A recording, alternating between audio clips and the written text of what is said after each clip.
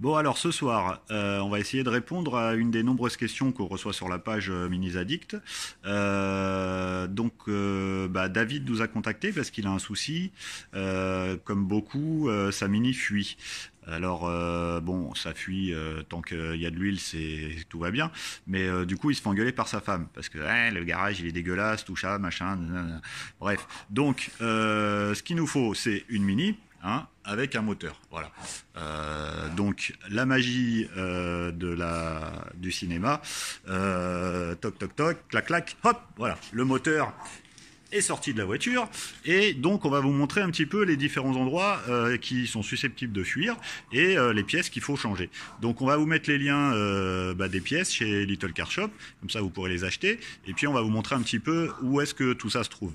Alors on va couper la caméra et on va filmer dans l'autre sens, ça sera plus pratique. Donc voilà ce qu'il vous faut, donc un moteur, bon éventuellement des chiens, hein, comme ça ils vous prennent bien la tête. Donc voilà, donc un moteur, là c'est un 1000, donc on va vous montrer un petit peu par où ça fuit. Alors voilà le moteur, donc déjà le premier truc qui fuit et qui est facile à changer, c'est le joint ici qui vient sous le cache culbuteur. Donc ça dégueule partout, ici ça dégouline, machin, il y en a partout, tout ça.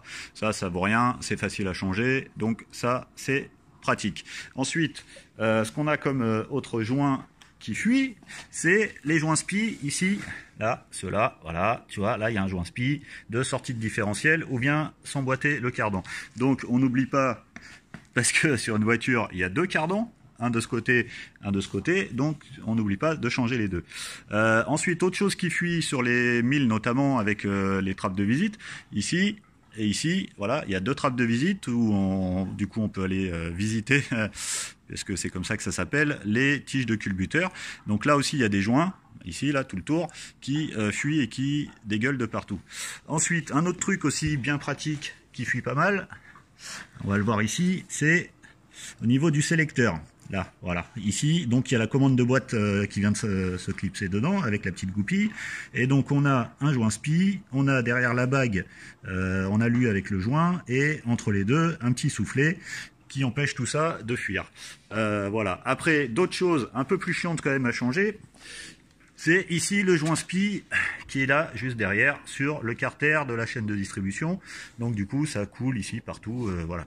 Ensuite, un dernier joint qui peut fuir, mais là il faut sortir l'embrayage du coup, c'est le joint SPI qu'il y a là sur le volant, entre le volant moteur et le vilebrequin, pareil, qui fuit, et ça dégueule par ici, en dessous du coup de la cloche d'embrayage.